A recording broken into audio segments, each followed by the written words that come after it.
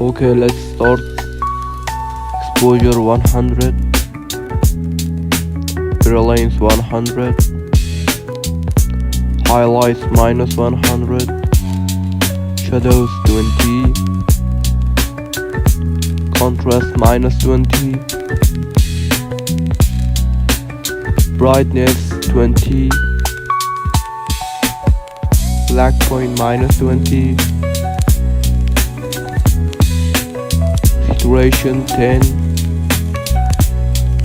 vibrance 100, warmth minus 20, tint 10, sharpness 14, definition 14, noise reduction 5, vignette 100. Now come back to brilliance and put it 23.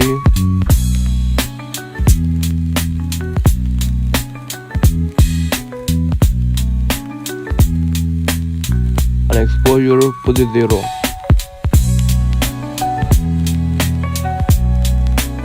Our food is ready. Don't forget to subscribe my channel.